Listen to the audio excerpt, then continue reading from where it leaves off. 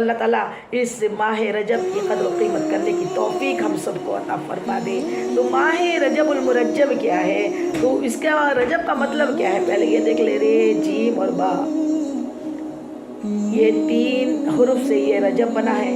اور رجب جو ہے، رجب کی فضیلت میں رجب کا میننگ کیا ہے کہ رجب کا پہلا مطلب تو ایک مطلب یہ ہوتا ہے تعظیم۔ رجب کا ایک میننگ کیا ہے؟ تعظیم کرنا۔ یہ تعظیم مطلب اس کا ادب کرنا، اس کا احترام کرنا، اپنے بچوں کو بتائے، اپنے آس پاس والوں کو بتائے کہ ماہ رجب آپ پہنچے ہیں۔ اور یہ ماہ رجب اور شعبان جو ہے نا، یہ استقبال رمضان ہے۔ رمضان کے استقبال کی تیاری کے لیے اللہ تعالیٰ نے 2 مہینے ہمیں پہلے سے اس کی تیاری کرنے کے لیے رجب بھی دی اور شعبان بھی دی۔ تو یہ اس کی تعظیم کرو، یہ اپنے بچوں سے ہم بتائیں، اپنے آس پاس والوں سے بتائیں کہ رجب کا مہینہ اللہ کا مہینہ ہے، احترام کا مہینہ ہے، حرمت والا مہینہ ہے۔ اس میں ہم اٹینشن ہو جائے کہ ہم یوں تو ساری زندگی گناہوں سے بچنا چاہیے، لیکن اس مہینے میں مستعدی کے ساتھ گناہوں سے بچ کے عبادتوں کو بڑھا دینا چاہیے۔ تو تعظیم کرنا ایک مطلب یہ ہوا۔ دوسرا مطلب کیا ہے؟ اس کا دوسرا مطلب ہوتا ہے تیز بہاؤ، تیز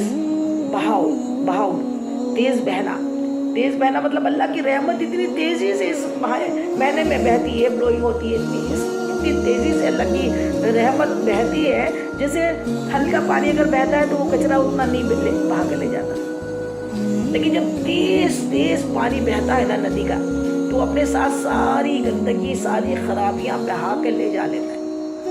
تو رجب کا ایک معنی کیا ہے؟ تیز بہاؤ۔ اللہ کی رحمت خداوندی اتنی تیزی سے بہتی ہے، اتنی تیزی سے نازل ہوتی ہے کہ ہمارے گناہ اگر ہم کثرت سے اللہ کی عبادتیں کریں تو ہمارے سارے گناہ سال بھر کے ہمارے بہہ جاتے ہیں، اس کو ہم سے دور ہو جاتے ہیں۔ سبحان اللہ، سبحان اللہ۔ اور تیسرا کیا ہے؟ مطہر ہے۔ اس کا مطلب مطہر ہے، پاک۔ اللہ پاک ہے اور پاکی کو پسند کرتا ہے۔ یہ مہینہ جو ہے رجب، یہ پاک مہینہ ہے، یہ اچھا مہینہ ہے کیونکہ اللہ کا مہینہ ہے، اس کی نسبت ہی اللہ سے ہے، تو اس کی فضیلت بھی بہت بڑی ہے۔ تو یہ مطہر ہے، یہ بندوں کو توبہ کرنے سے، یہ مہینہ توبہ کا ہے۔ خوب زیادہ اللہ کی بارگاہ میں توبہ اور استغفار پڑھے، خوب زیادہ گناہوں سے رک جائے، سچے دل سے توبہ کرے۔ اللہ ہمارے صغائر کبائر، جتنے ہمارے صغیرہ کبیرہ گناہ ہیں جو انجانے کیے، سہون کیے، عمدن کیے، اللہ سارے گناہوں کی ہم تو سے سچی پکی توبہ کرتے ہیں۔ اے کریم مان جائے، اے کریم راضی ہو جائے، اللہ تو راضی ہو جائے۔ ہم توبہ کرتے ہیں، کوشش کرتے ہیں کہ اب ہم گناہ کو چھوڑ دیں گے، ہم گناہ کو، جو بھی ہم میں سے بے نمازی ہے وہ نمازی بن جائے، جو بھی جھوٹ بولنے والا ہے اس مہینے میں اپنے آپ سے قسم کھا لے کہ اب سے میں ہرگز جھوٹ نہیں بولوں گا، نہیں بولوں گی، ہرگز میں نماز نہیں چھوڑوں گا، نہیں چھوڑوں گی، ہرگز میں کسی کو نہیں ستاؤں گا، نہیں ستاؤں گی۔ اس طریقے سے اپنے آپ سے وعدہ کریں تو جا کے کیا ہو جائیں گے؟ ہم پاک ہو جائیں گے گناہوں سے۔ اور پھر چوتھا اس کا میننگ ہے جنت کی نہریں۔ جنت میں ایک نہر ہے جس کا نام رجب ہے۔ کیا ہے؟ جنت کی ایک نہر ہے جس کا نام کیا ہے؟ جنت، وہ جنت ہے جس میں نہریں بہتی ہے، اللہ تعالیٰ فرماتا ہے۔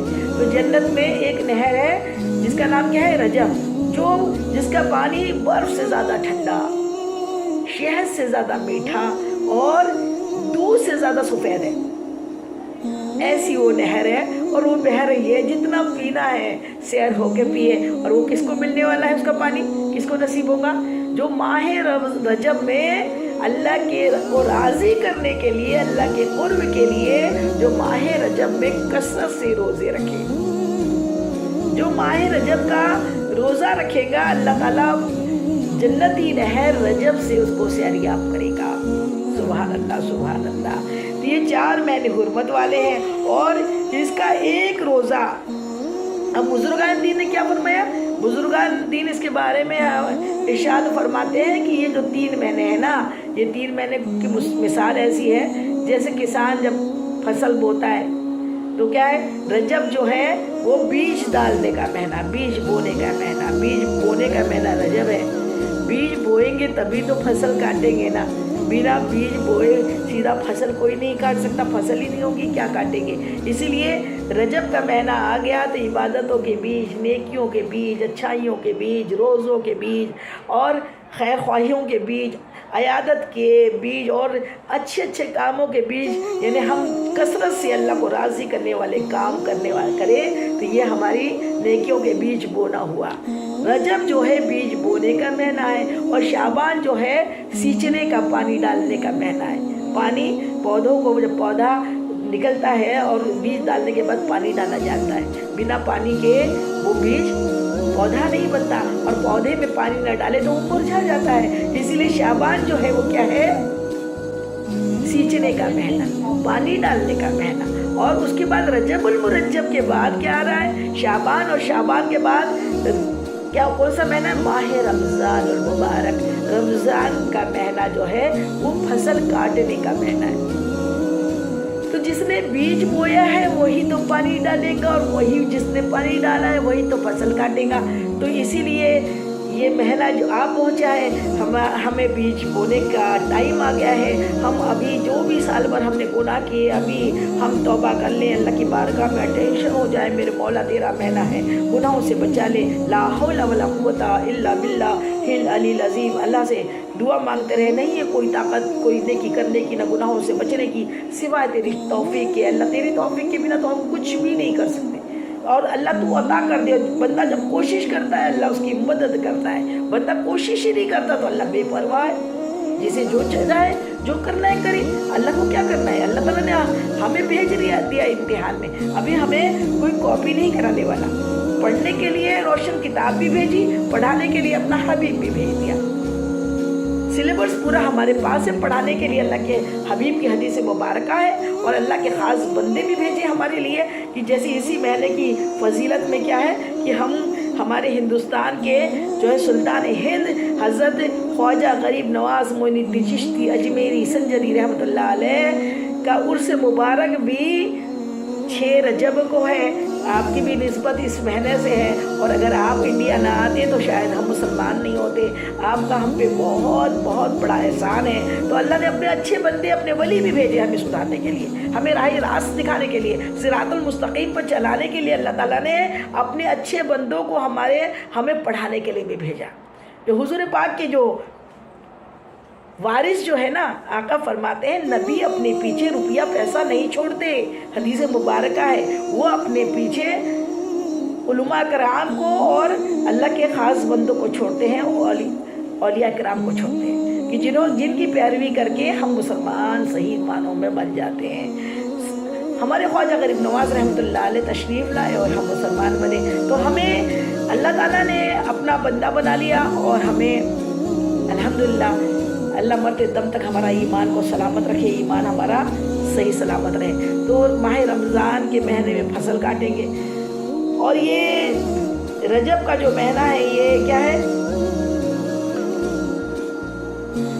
اس کی نسبت اور بزرگان دین سے ہے۔ رجب کی جو پہلی تاریخ ہے نا، پہلی رجب حضرت امام باقر رضی اللہ تعالیٰ عنہ، حضرت باقر رضی اللہ تعالیٰ عنہ کی تاریخ وصال ہے۔ امام باقر کون ہے؟ یہ زین العابدین کے بیٹے ہیں، حضرت امام حسین رضی اللہ تعالیٰ عنہ کے پوتے ہیں، اور حضرت علی کرم اللہ وجہ کے پڑ پوتے ہیں، جناب سیدہ کے پڑ پوتے ہیں، اور حضور پاک صلی اللہ علیہ وسلم کے نواسے ہیں، اہل بیت اطہار میں سے ہیں۔ آپ کی بڑی فضیلت ہے، آپ کی بڑی عبادتیں ہیں۔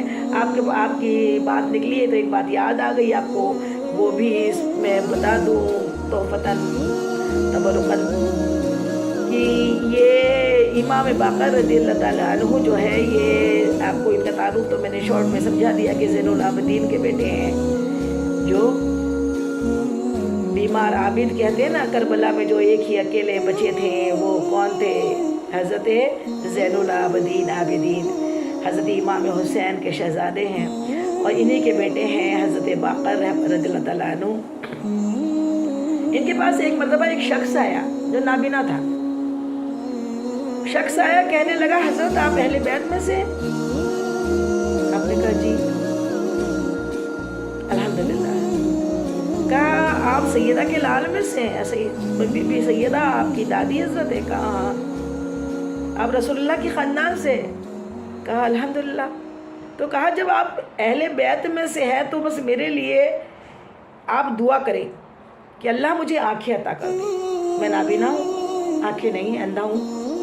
آپ دعا کر دیں کہ مجھے اللہ تعالیٰ آنکھیں عطا فرمائے.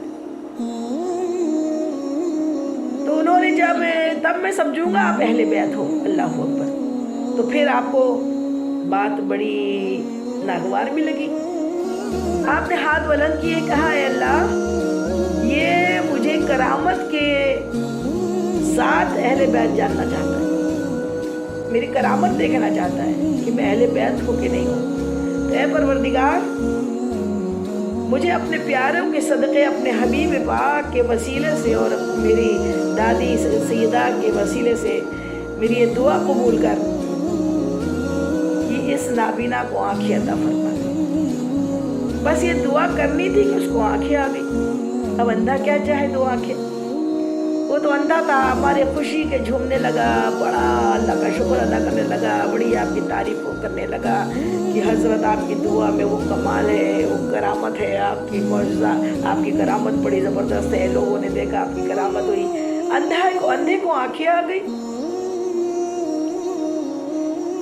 وہ بڑا خوش تھا، لیکن حضرت کو دیکھا لوگوں نے تو حضرت رو رہے تھے. حضرت کی آنکھوں میں آنسو بھرے ہوئے تھے، وہ زاروں قطار رو رہے تھے. اس نے کہا حضرت بات تو خوشی کی ہے نا، میں نابینا بینا ہو گیا، مجھے اللہ نے آنکھیں آپ کی دعا سے دے دی، اور دوسری آپ کی کرامت لوگوں میں ظاہر ہو گئی. اس سے بڑی خوشی کی بات اور کیا ہو؟ پھر آپ رو رہے، آپ کیوں رو رہے؟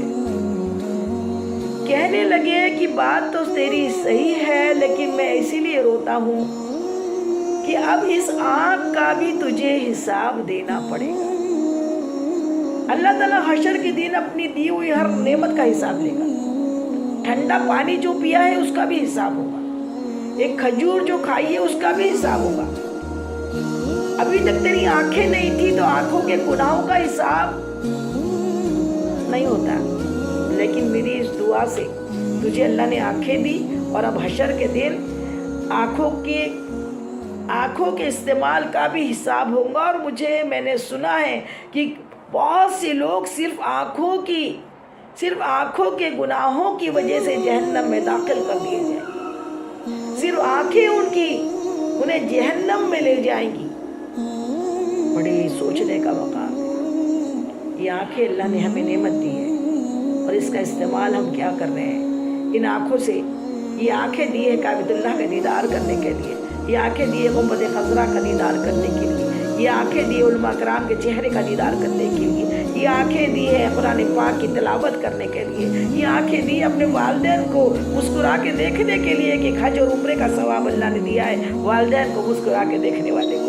تو یہ آنکھیں اسی لیے دی ہے کہ جس سے نعمتیں ملے. یہ آنکھیں دی ہے کہ لوگوں کو راستہ دکھایا جائے. یہ آنکھیں دی ہے کہ اس کا کی احتیاط کرنے کے لیے. لیکن افسوس کی امت کا حال یہ ہے کہ ان آنکھوں سے یہ آنکھیں جو ہیں، یہ آنکھیں ہمیں گناہ کروا رہی ہے.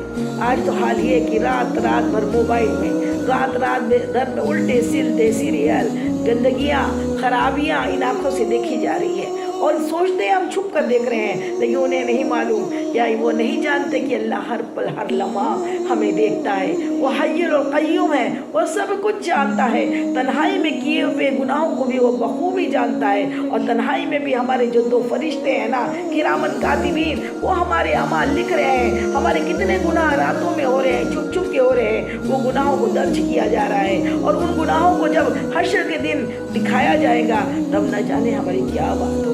اللہ اکبر. اسی لیے امام باقر رونے لگے کہ ان آنکھوں سے غیر محرموں کو دیکھا جا رہا ہے، ان آنکھوں سے جہاں نہیں دیکھنا ہے وہاں دیکھا جا رہا ہے، ان آنکھوں کا غلط استعمال کیا جا رہا ہے. تو ان آنکھوں کی وجہ سے کہیں تو جہنم میں نہ چلا جائے، اسی لیے میں روتا ہوں. تو اس شخص نے جب یہ بات سنی تو اس نے کہا کہ حضرت ہاتھ بڑھائے. اس نے آپ کے ہاتھ پر اپنا ہاتھ رکھا اور ہاتھ پہ ہاتھ رکھ کے قسم کھائی کہ میں بیعت کرتا ہوں آپ کی، اور قسم کھاتا ہوں کہ ان آنکھوں کا کبھی غلط استعمال نہیں کروں گا، کبھی غیر محرم کی جانب آنکھ اٹھا کر نہیں دیکھوں گا، کبھی ان آنکھوں سے نہ دیکھنے والی جگہ کو نہیں دیکھوں گا. حضرت میں آپ کے ہاتھ پر وعدہ کرتا ہوں. سبحان اللہ سبحان اللہ.